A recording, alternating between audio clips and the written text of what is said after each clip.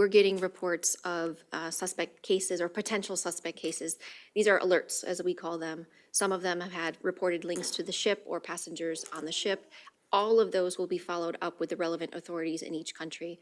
The countries themselves, whether it's through the ministries or through the agencies in the countries, are actually assessing each person case by case, looking at what type of exposure did they have? Are they developing any symptoms? If anyone is developing symptoms, to be isolated immediately, testing to take place, and providing the appropriate support. This is not coronavirus.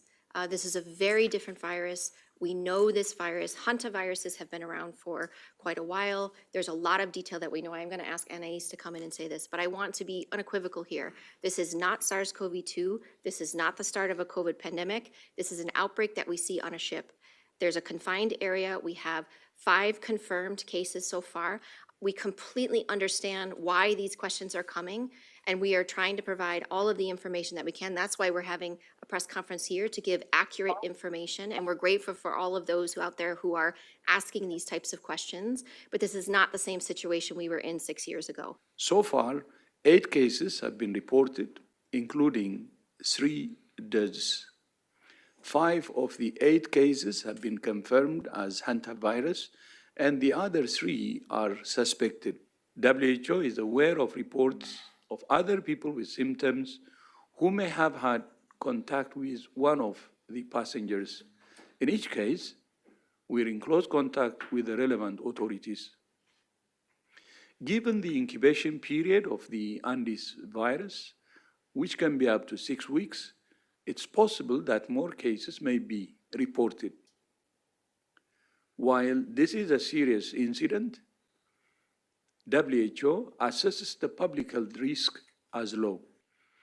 A WHO expert boarded the ship in Cabo Verde and has been joined by 2 doctors from the Netherlands and an expert from the European Center for Disease Prevention and Control, who will stay on the ship until it reaches the Canary Islands. They're conducting a medical assessment of everyone on board and gathering information to assess their risk of infection. Prior to boarding the ship, the first 2 cases had traveled through Argentina, Chile, and Uruguay on a birdwatching trip, which included visits to sites where the species of rat that's known to carry Anais virus was present.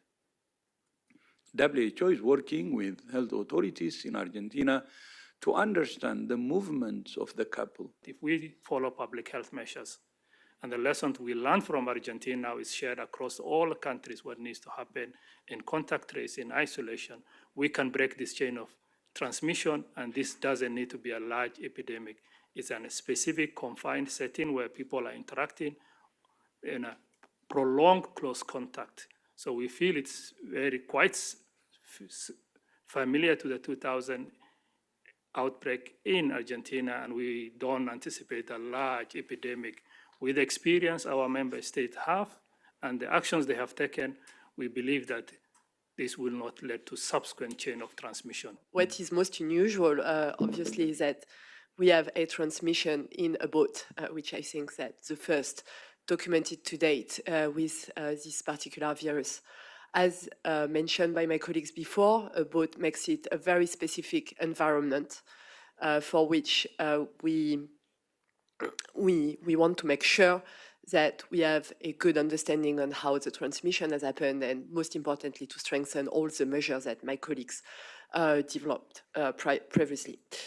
There is no indication to date that there is something further unusual, but obviously the fact that it happened in a cruise ship with people from different nationalities and is something that we haven't seen before. Solidarity is the most important here, and that's what the Prime Minister has shown.